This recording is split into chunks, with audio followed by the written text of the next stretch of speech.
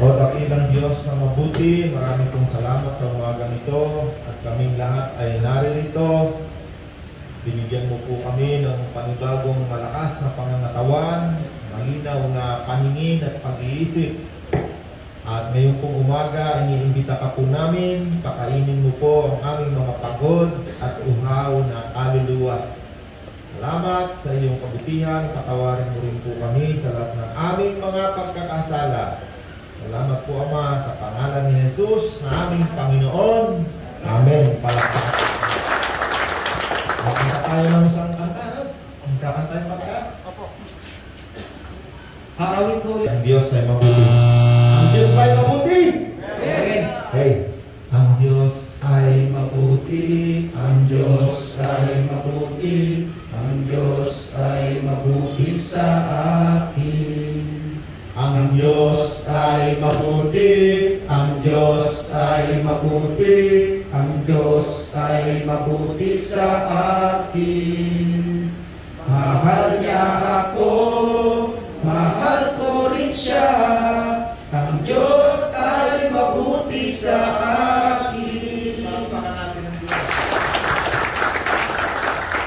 Makakaupo na tayo. Nakakanta tayo sa Panginoon, ano? Kahit man lang pa ilang segundo.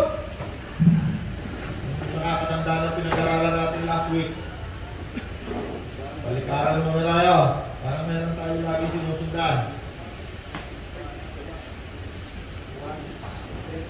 Sino may natatandaan? Efeso 1:13.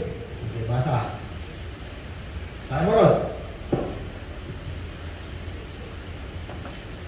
Efeso 1:13. Kayo man ay naging bayan ng Diyos matapos ninyong marinig ang salita ng katotohanan. Efeso 1:13. Sige ron. Ang magandang balita na nagdudulot ng kaligtasan.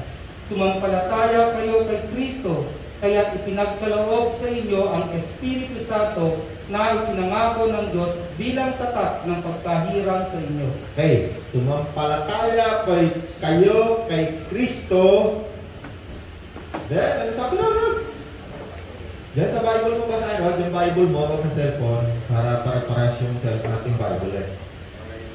1:13. Efeso 1:13. Sumampalataya kayo kay Kristo Sumampalataya kayo kay Kristo at pinagkaloob sa inyo ang Espiritu Santo at ipinagkaloob sa inyo ang Espiritu Santo bilang bilang tatak ng pagkahirang sa inyo. kay sino sa inyo rito sumampalataya na nalig tumanggap kay Kristo, taas ang kamay. Okay. Kung ikaw ay tumanggap kay Kristo, so ikaw yung kausap dito ni Apostol Pablo. Sabi dito, nung ikaw ay tumanggap, sumampalataya kay Kristo, ikaw ay pinagkalooban ng Espiritu Santo. Espiritong mabuti. Yung santo, hindi na natin naintindihan ngayon yan eh. Santo, akala natin yung santo, yung mga rebulto na nakatayo sa simbahan na hindi gumagalaw. No, hindi yun, ano? Ano raw yung ipinagkaloob sa inyo? Espiritong mabuti. Ano yung Espiritu Santo? Bilang tatak ng pagkapili sa inyo. Isang pinili pala tayo, no?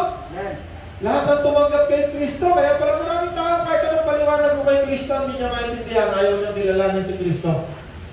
Bakit? Sapagkat ang lahat ng tumanggap kay Kristo na binigyan, pinagkalooban ng tatak na ang tawag ay Espiritu Santo ay pinili. Sino tumanggap kay Kristo? Taas ang kamay. Kayo'y tinatakan, kayo'y pinili, tayo nilagyan ng Espiritong mabuti. Sa English yan eh, kung anong tawag nila niyan sa Espiritu Santo. Minsan tawag nila dyan Holy Ghost. banal na multo. Ghost, di ba? Yung ghost, multo yan, ano? Nung ang Panginoon eh, nakita nila, natakot sila, sabi ng Panginoon, I'm not a ghost. Hindi ako multo, sabi ng Panginoon. Tingnan ninyo, meron akong laman at meron akong buto. No? Ang Panginoon, namatay, muling nabuhay, ano? Malapit na naman ang mahal na araw. Ngayon na yan tayo na, no? Next week po. Ngayon na yan, ano, Matt, no?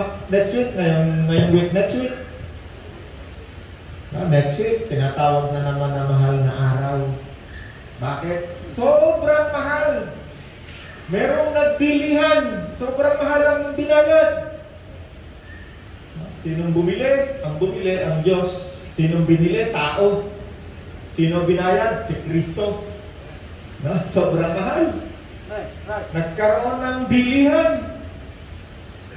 Ang ibinayad ng Diyos sa mga tao para makatakas, makalpas sa kasalanan ay ang kanyang bugtong na anak. Ang pangalan, Jesus.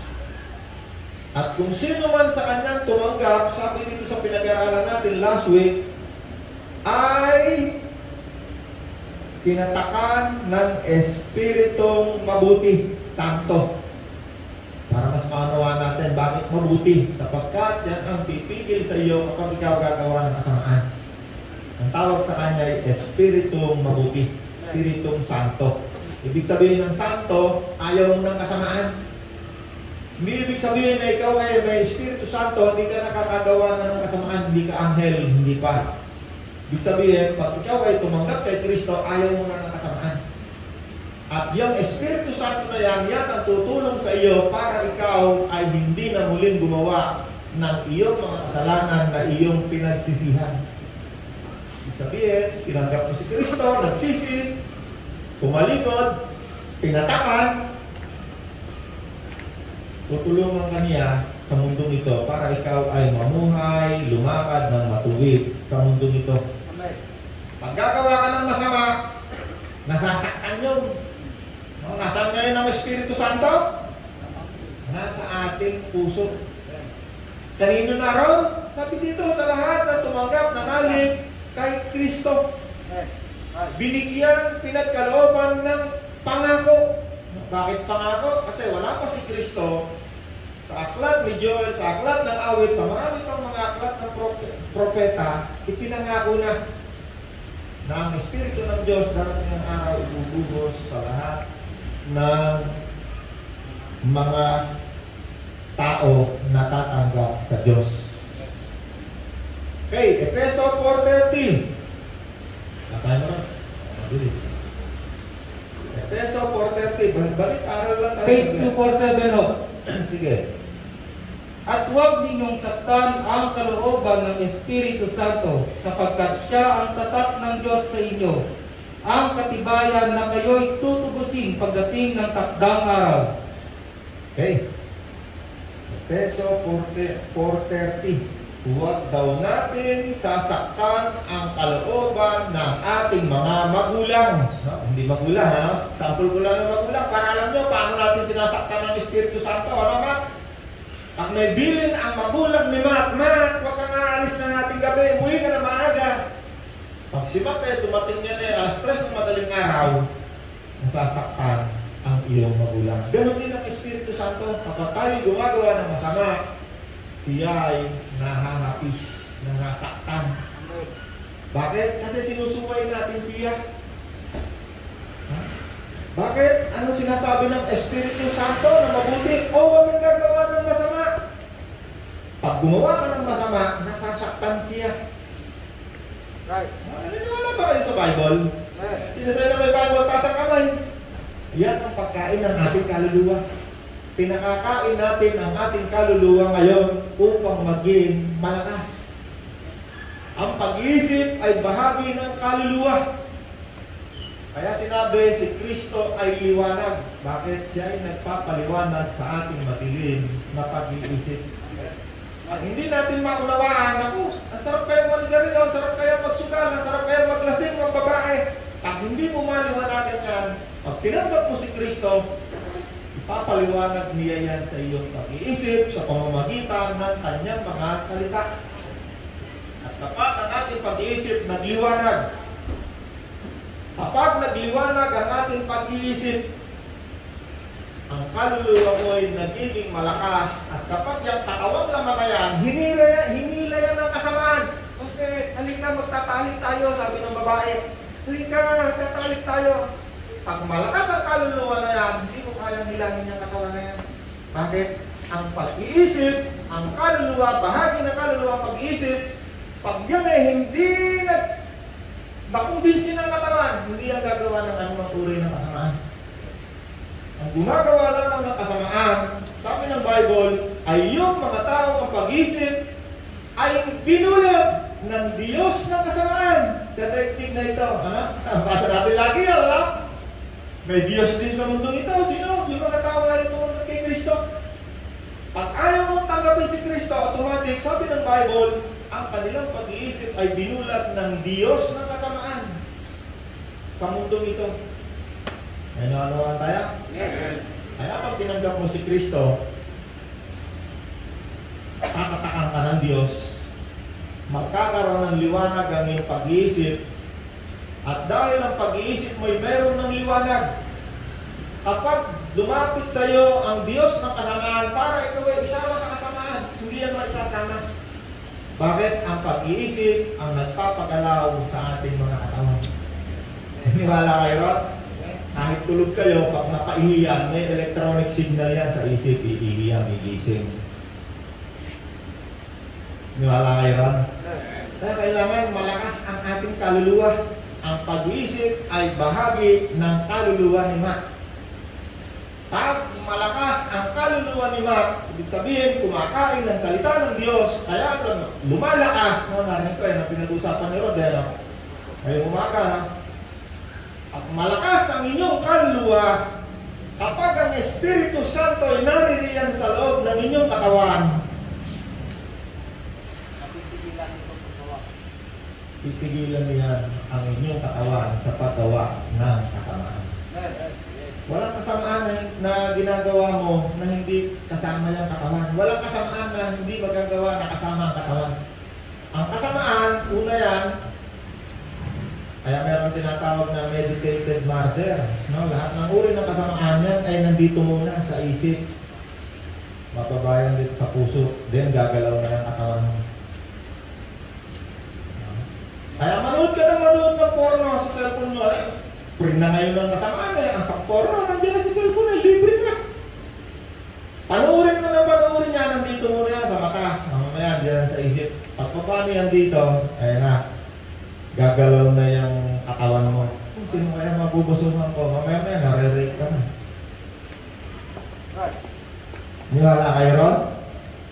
Lahat ng uri ng kasamaan sa mundo nito, involved ang ating physical na katawan. Kaya si Kristo nagpunta rito upang iligtas ang mga tao sa kasalanan. Naawa sa atin. Roma 8:11. Sarap. Kung naninirahan sa inyo, page 196 po. Page 196. Kung naninirahan sa inyo ang Espiritu ng Diyos na siyang muling bumuhay kay Jesucristo, siya ang muling bubuhay sa inyong mga katawan may kamatayan sa pamamagitan din ng kanyang Espiritong naninirahan sa inyo. Okay. Kung naninirahan sa inyo ang Espiritu Santo, ang Espiritu ng Diyos, ang Diyos ba? Mabuti, masama? Mabuti. Pagka may natuturo sa inyo, nako, ang Diyos, alam mo ba, ang Diyos ang direktor ng iyong buhay, kaya ikaw ngayon ay mahirap. Ikaw ngayon ay bigo, dahil ang Diyos ang direktor. Kaya maniniwala yun, turo yun ng demonyo. Pinasasama niya ang Diyos sa iyo, ginagawa ka niyang rebelde. Sabi nito, kung naninirahan sa inyo ang Espiritu ng Diyos na mabuti, na siyang bumuhay kay Jesucristo. Nasaan tayo ng Panginoon? Malangit. Siya ba'y namatay sa krus? Oo. Paano siya nabuhay? Sa pamamagitan ng Espiritu ng Diyos na muling bumuhay sa kaniyang namatay, pinatay na katawan nung tayo'y kanyang binayaran. Kung naninirahan sa inyo ang Espiritu ng Diyos, sabi niya, Siya rin ang muling bubuhay sa inyong mga katawan na may... May Bible ba kayo? Nasusundan niyo yung ating binabasa? Siya rin ang bubuhay sa inyong mga katawang may kamatayan sa pamamagitan din ng kanyang Espiritu na ninirahan sa inyo. Sino sa inyo may Espiritu Santo? Taas ang kamay. Sino nanalig kay Kristo? Kahit ikaw ay mamatay, ikaw ay muling bubuhay. Katulad ng Panginoon, kung paano siya ay every mahal na araw, sineselebrate natin yung muling pagkabuhay, di ba? Ikaw man, kahit ka mamatay, muli kang mabubuhay. Sino sa inyo naniniwala na?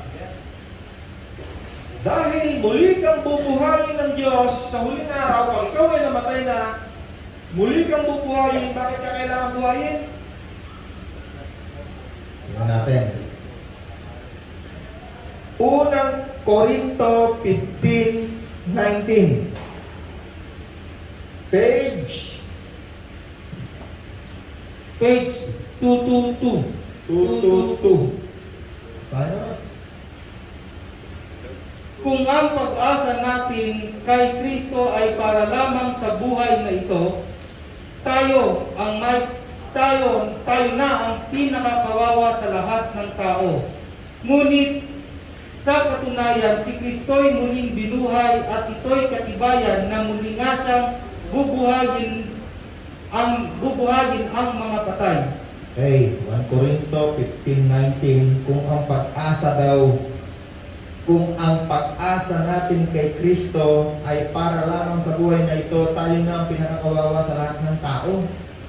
20. Ngunit sa katunayan, si Kristo ay muling nabuhay at ito'y katibayan na muli ngang bubuhayin ang mga patay.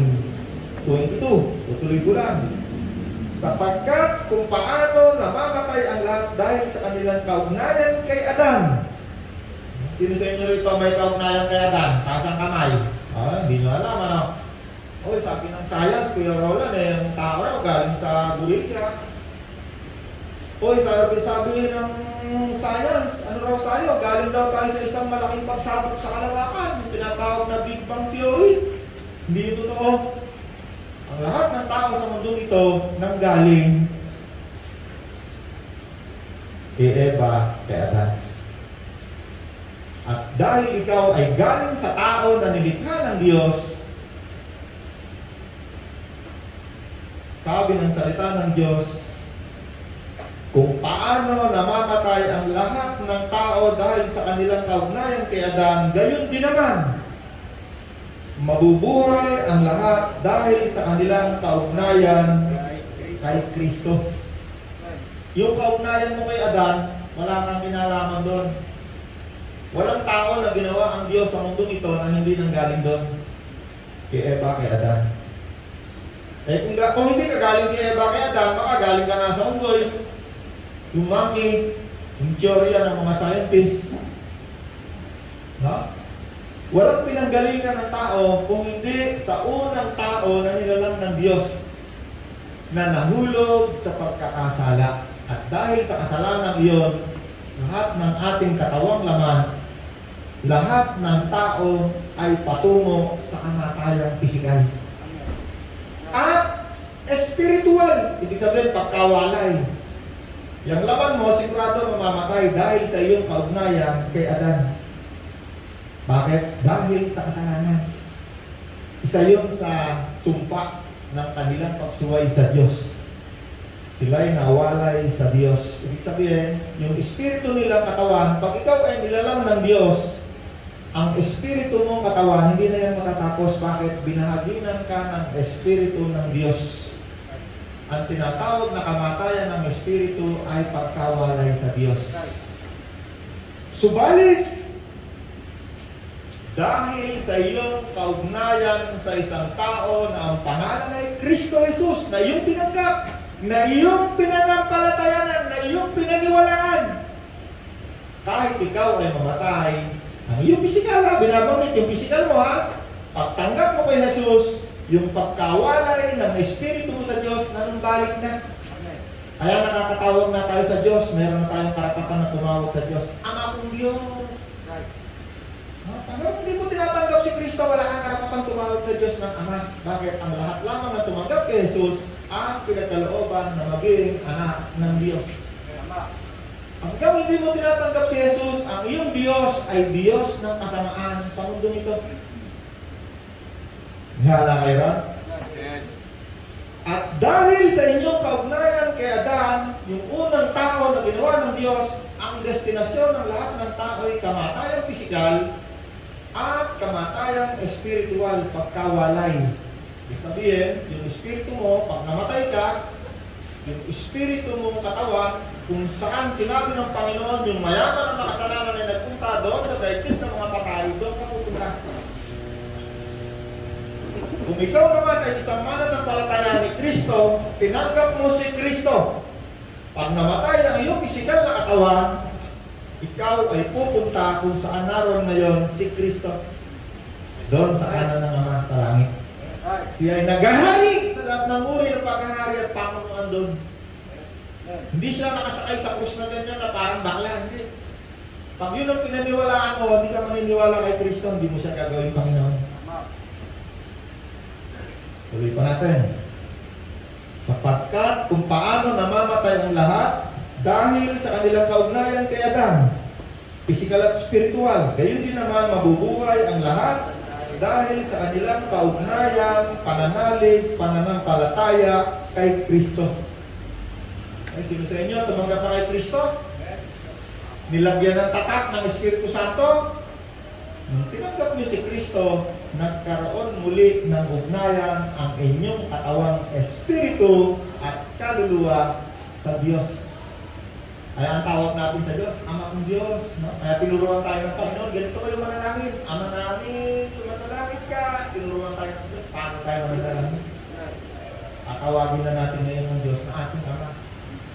At kapag dumating na ang ating buhay sa dulo, 22. Ngunit ang bawat isa ay may kanya-kanyang takdang panahon. Panahon ng kamatayan. Walang hindi mamamatay. Si Kristo ang pinakauna sa lahat. At pagkatapos ang mga kay Kristo sa panahon ng pagparito niya. Okay, 15:22, sapagkat kung paano namamatay ang lahat dahil sa kanilang kaugnayan kay Adan, gayon din naman mabubuhay ang lahat dahil sa kanilang kaugnayan kay Kristo. Ngunit ang bawat isa may kanya-kanyang takdang panahon. Si Kristo ang pinakauna sa lahat na nabuhay pagkatapos ang mga anak kay Kristo sa panahon ng pagparito niya. Okay, namatay si Rod, nagpunta kay Kristo, sa pagparito ni Kristo. Yung katawan ni Rod na inilibing natin, maunang buhayin ng Diyos. Kakalubong sa kanyang muling pagparito. Ano naman ang mangyayari sa atin kung buhay pa tayo? Kung buhay pa si Reggie, at si Reggie ay tinatakan, nilagyan ng Espiritu Santo, lumakad ng matuwid sa mundong ito, naghihintay sa pagbabalik ni Kristo, sasalubong din si Reggie. Pero hindi na bubuhay ng katawan ni Reggie kasi buhay pa. Ang gagawin sa kanya ng Diyos ay isang isa't mata, papalitan ng iyong katawan na katawang hindi na mamamatay. At sa gayon ay ganap na ang iyong tagumpay, sabi ng Diyos. May naunawaan tayo? Pag yan ay naunawaan mo, titibay ang pananampalataya mo kay Kristo. Hindi maitutumba. Kahit dumating sa buhay mo ang gutom, ang sakit, ang dilubyo, wala nang demonyo makakapaghiwalay pa sa isa Diyos. Bakit? Aangkol na yung pananampalataya mo kay Kristo. May naunawaan tayo? Sabi ni Apostol Pablo, ikamusta mo ako? Sa iglesia na nagtitipon, sa bahay, ni ganito, ni ganon. No? Anong tawag dito sa atin? Nagtitipon tayo regularly every Monday.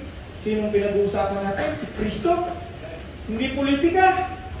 Ang tawag sa mga taong nagkakatipon sa isang lugar, iglesia.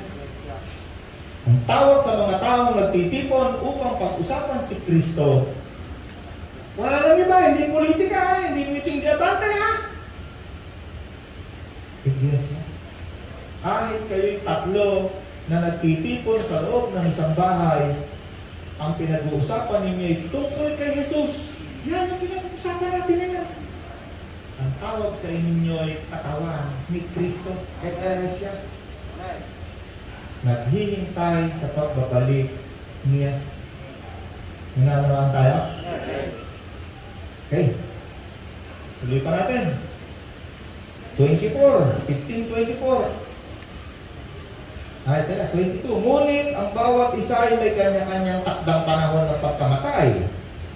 Si Kristo muna ang pinakaunang binuhay sa lahat. Pagkatapos, ang mga nakay Kristo na namatay na sa panahon ng kanyang pagparito.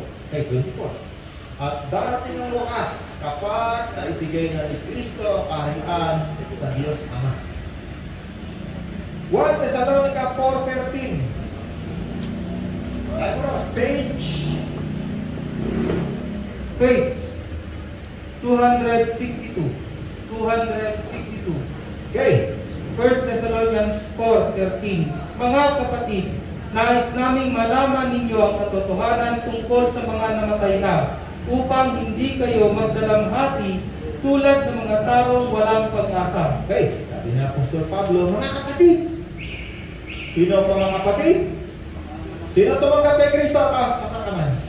Pag tinanggap niyo si Kristo, ang tawag sa inyo na isang kapwa tumanggap din kay Kristo, kapatid kay Kristo. Kaya kung si Kristo tinanggap mo, hindi nagkakamali si Apostol Pablo nang kausap niya ngayon. Sabi niya, mga kapatid, hindi kayo mabuti ha, sabi ni Apostol Pablo ha.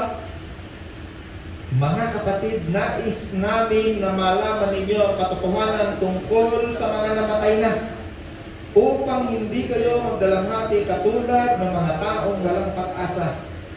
14. Dahil naniniwala tayo na si Jesus ay namatay at muling nabuhay, naniniwala din tayo muling bubuhayin ng Diyos, upang isama kay Jesus ang lahat ng mga namatay na sumasampalataya sa Kanya. Ayan yung sinasabi ko kanina. 15. Ito ang itinuturo ng Panginoon na sinasabi namin sa inyo. Tayong mga nabubuhay pa at natitira pa hanggang sa pagparito ng Panginoon ay hindi mauna sa mga namatay na. Sa araw na iyon ay marinig ang tinig ng arkanghel at ang tunog ng trompeta ng Diyos, at ang Panginoon mismo ay bababa mula sa langit na sumisigaw, at ang mga namatay na sumasampalataya kay Kristo ay bubuhayin muna. At pagkatapos tayo na mga buhay pa at natitira pa ay titipunin din sa alapaap kasama ng mga binuhay, upang salubungin ang Panginoon sa himpapawid. Sa gayon, makakapiling natin siya magpakailanman. Niwala kayo ba? Mauna yung mga patay, binuhay, tapos tayo na mga buhay pa, sasalubong tayo sa Panginoon. Bakit? Upang makasama natin siya magpakailanman. 18. Kaya nga, palakasin ninyo ang loob ng bawat isa sa pamamagitan ng mga salitang ito. Ano sabi ni Apostol Pablo? Palakasin ninyo ang loob ng mga naghihintay, ng mga nabubuhay pa sa pamamagitan ng mga salitang ito. Okay? Naniniwala kayo dyan? No? Tinatakan tayo, nilagyan tayo ng Espiritu Santo. Yang Espiritu na yan ang muling bubuhay sa iyo kahit ikaw ay mamatay. At kung ikaw naman ay buhay pa, dumating si Kristo, no? Nagkaroon na ng Third World War, nagkaroon ng atomic war. Boom, boom. Naku po, wala tayo makikita ng araw. Puro itim na yan, hindi na natin makikita. Kadami ng atomic bomb. At yan ay pwedeng mangyari kahit mamaya lang. Naman, kita niyo yung gera doon sa ano ngayon? Sabi ni Putin, sige, kay lolo-lolo, ito ang boto na ito. Pag tinindot ito, lilipat lahat ng atomic bomb namin. Pag meron na nang nagpaputok niya ng atomic bomb, siya, eto na. Sabi sa Bible, 1/3 ng mga tao, mga matay. So, ilan yung 1/3? Billion na tao. Hindi natin makikita yung araw. Magkakaroon ng sudden climate change. Magkakaroon ng pagbagsak na yelo na tumitimbang ng ilang bloke. No? Pinag-aralan natin last week. No? Sabi ng mga scientists, hindi mangyari. Yelo, ganun lang yung pinakamalaki yung silaki ng buko.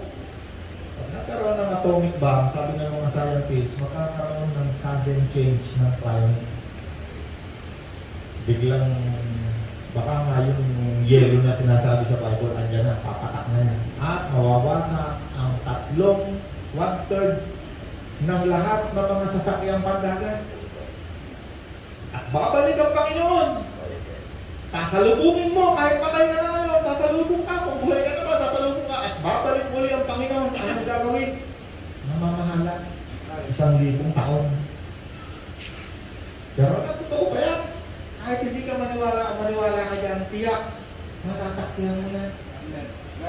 Kahit patay ka na, masasaksihan mo pa rin yung pagdating ni Kristo, kaya lang hindi ka nasama.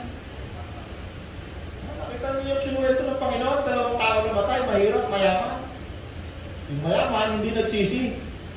Nandun siya sa daigdig ng patay. Habang nandun siya sa daigdig ng patay, nakikita niya yung mahirap nandun sa langit. Ganon din ang mangyayari pag namatay tayo lahat. Doon sa impyerno, sabi ay naghihirap ako dito, sabi nung napunta sa daigdig ng patay. At wala siyang kasama ron, wala siyang makita. Bakit? Ang apoy na nandoon, walang liwanag. Hindi ka tulad rito, pag isindi ka ng kandila, apoy liwanag na.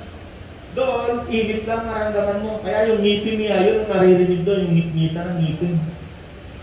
Naghihirap ako sa apoy na ito, sabi nung napunta doon sa daigdig ng patay.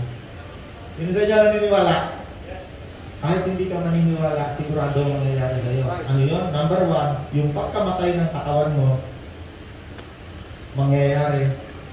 Number 2, kung ikaw ay pupunta kay Kristo, pag namatay ka, yung espiritu mo at kaluluwa, o kung yung espiritu at kaluluwa mo pupunta doon sa isang mayaman na nagpunta sa daigdig ng patay, doon ka mapupunta. Pero hindi mo siya makikita ron. Maraming mga luko-luko. Sarap doon sa impyerno, doon tayo, paparty tayo doon. Wala kang makikita ron. Maririnig mo lang doon iyakan, ngit-ngita ng ngipin sa hirap. Right. May naunawaan tayo? Yes. Ano oras na ron? Mahaba pa?